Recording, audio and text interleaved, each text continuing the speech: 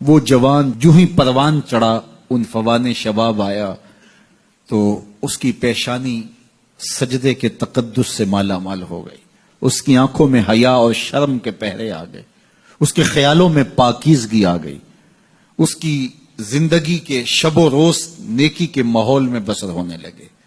اس کی راتیں ذکر الہی میں، تلاوت کلام مجید میں اور دن یاد الہی میں روزے سے گزرنے لگے. وہ جوان جس کی جوانی اللہ کی عبادت میں گزری. کیونکہ جوانی اگر عبادت میں گزر گئی تو بڑھاپا تو پر نور ہے ہی ہے. سب سے مشکل مرحلہ زندگی کا جوانی کا ہے.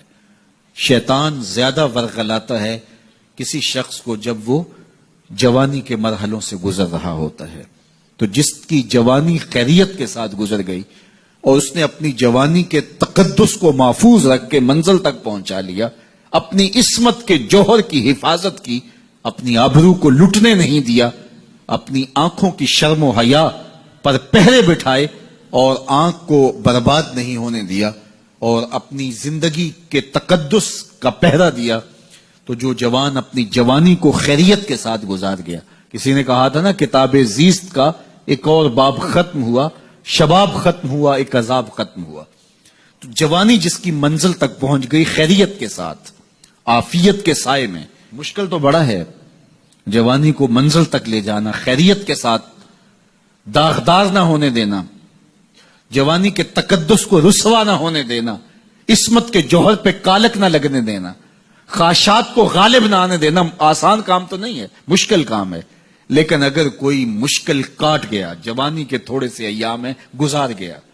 اللہ اکبر. حضرت شیخ خطلی کہتے ہیں، داتا گنج بخش علی حجویری علیہ رحمہ کے مرشد ہیں، الدنیا یوم ولنا فیہا صوم. وہ کہتے ہیں دنیا ایک دن ہے، ہم روزہ رکھ کے گزار رہے ہیں.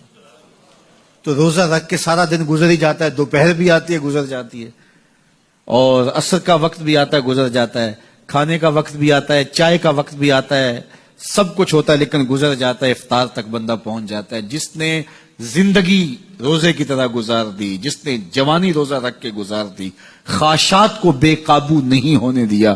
مشکل کام تھا لیکن اس نے مشکل کام کر دکھایا. اجر کتنا بڑا ہے، سنیے اللہ کے محبوب کی زبان سے سنیے. حضور نے ارشاد فرمایا جو سید ابو ہریرہ کے ذریعے سے ہمارے تک پہنچا. فرمایا قیامت کے دن جب سورج کا رخ سیدھا ہوگا، زمین تانبے کی ہوگی، لوگ پسینے میں شرابور ہوں گے، کوئی ٹخنوں تک پسینے میں، کوئی گھٹنوں تک، کوئی کمر تک، کسی کو پسینے کی لگام دی جائے گی. اور وہ پسینہ ایسے نہیں ہوگا جس طرح یہ پسینہ ہے، اتنا گرم ہوگا. ابن رجب حنبلی کہتے ہیں اس پسینے کا ایک قطرہ اگر احد پہاڑ پہ ڈال دیا جائے تو وہ پگھل جائے، اتنا گرم ہوگا، بدبودار اتنا ہوگا. ایک قطرہ دنیا پہ ڈال دیا جائے، انسان کیا جانوروں کے دماغ بھی پھٹ جائیں. اس پسینے میں لوگ شرابور ہوں گے.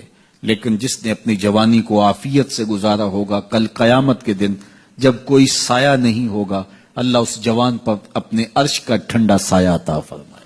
وہ شخص جس کو کسی عورت نے دعوت گناہ دی اور وہ صاحب منصب تھی، صاحب جمال تھی، اور اس نے یہ کہہ کہ یہ خواہش، یہ آرزو مسترد کر دی، انی خوف اللہ. اسی طرح کوئی عورت ہے تو اس نے اپنے تقدس کی حفاظت کی، اپنی آبرو پہ پہرا دیا اور کسی پیشکش کو ٹھکرا دیا، تو فرمایا قیامت کے دن جب کوئی سایہ نہیں ہوگا، اللہ اسے بھی اپنے عرش کا ٹھنڈا سایہ دے گا. کیسا سخت دن ہوگا، اور وہ کس اعزاز میں ہوگا، کس تکریم میں ہوگا. یہ تو 4 دن 10-20 سال ہیں، اور وہ 50,000 سال کا ایک دن. پھر اس کو اللہ کا شکر ادا کرنا ہوگا کہ اللہ تو نے کتنا کرم کیا میرے اوپر کہ میری جوانی خیریت اور عافیت سے گزری، اور آج اس کا تو کتنا بہتر صلہ مجھ کو دے رہا.